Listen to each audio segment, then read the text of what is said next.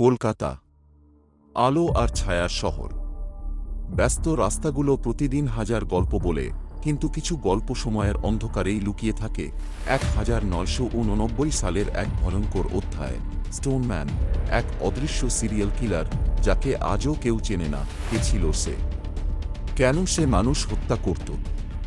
আর কিভাবে সে শহরের বুকের উপর দিয়ে হেঁটে অদৃশ্য হয়ে গেল? আজ আমরা খুঁজে দেখব সেই রহস্য। 1989 সালের জুন। কলকাতার ফুটপাথে রাত নামলেই ঘুমিয়ে থাকতেন অনেক শ্রমিক, রিকশাওয়ালা, পথবাসী মানুষ। একদিন ভোরে পুলিশ একটি দুর্ঘটনাস্ত্রীশ লাশ খুঁজে পায়। মাথা চূর্ণ, পাশে পড়ে থাকা একটি বিশাল পাথর। প্রথমে কেউ বুঝতে পারেনি এটা হত্যা, কিন্তু কয়েকদিনের মধ্যেই একই রকম আরও লাশ পাওয়া যায়। সব শিকারী ফুটপাথে ঘুমিয়ে থাকা মানুষ, সব হত্যাই রাতে, ভোরের আগ মুহূর্তে। এবার পুলিশ নিশ্চিত হয় এটা দুর্ঘটনা নয়, শহরে ঢুকে পড়েছে এক অদ্ভুত খুনি। এই হত্যাগুলোর মধ্যে মিল ছিল ভয়ঙ্করভাবে নিখুঁত। খুনি পিছন থেকে এসে মাথায় নামিয়ে মারত একটি বিশাল পাথর। শিকার পালানোর কোনো সুযোগ পেত না। কোনো শব্দ নেই, কোনো সাক্ষী নেই, কেউ শুধু শুনত পাথর মাটিতে পড়ার একটা মৃদু আওয়াজ। আর পরের দিন ভোরে মিলত আরেকটি লাশ। সংবাদ মাধ্যমে খবর ছড়াতেই পুরো কলকাতা ভয়ে কাঁপতে শুরু করে। ফুটপাথে থাকা মানুষজন রাতে আর ঘুমাতে সাহস পেত না।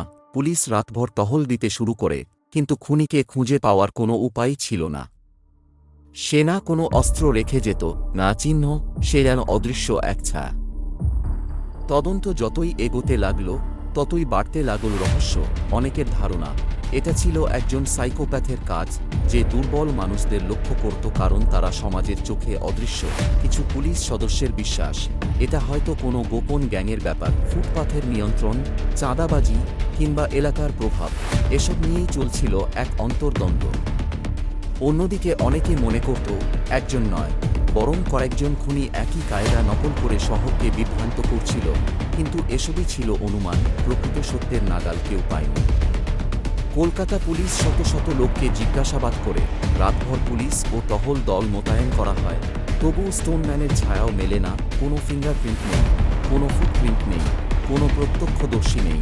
আর তারপর হঠাৎ করে যেভাবে হত্যাকাণ্ড শুরু হয়েছিল, সেভাবেই একদিন সম্পূর্ণ থেমে যায়। কেউ জানত না কেন, কেউ জানত না কীভাবে। বছর পরে মুম্বাইতেও একই ধরনের হত্যাকাণ্ড ঘটতে শুরু করে। মাথায় ভারী পাথরের আঘাত, হুবহু একই স্টাইল। মুম্বাইয়ের পুলিশও তাকে স্টোনম্যান নামেই ডাকতে শুরু করে। এতে সন্দেহ জাগে, কলকাতা ও মুম্বাইয়ের স্টোনম্যান একই মানুষ, নাকি কোনো অন্ধকার গল্প দুই শহরের মধ্যে অদৃশ্য সেতু তৈরি করেছে। কোনো প্রমাণ আজও নেই, শুধু প্রশ্নই রয়ে গেছে। এভাবেই স্টোনম্যান রয়ে যায় ভারতীয় অপরাধ ইতিহাসের সবচেয়ে বড় রহস্যগুলোর একটি। একজন মানুষ, যার অস্তিত্ব হাজার মানুষকে ত্রাসে রেখেছিল, কিন্তু যার পরিচয় আজও অজানা। সে কি একজন পাগল খুনি, কোনো গ্যাংয়ের সদস্য, নাকি সময়ের অন্ধকারে হারিয়ে যাওয়া এক দুঃস্বপ্ন, যার কোনো চিহ্ন নেই, কোনো উত্তর নেই? হয়তো আমরা কোনোদিনই জানব না, কিন্তু কলকাতার রাতের নিস্তব্ধ বাতাসে আজও লুকিয়ে আছে সেই ছায়া। স্টোনম্যান, যে এলো, হত্যা করল, আর চিরতরে অদৃশ্য হয়ে গেল।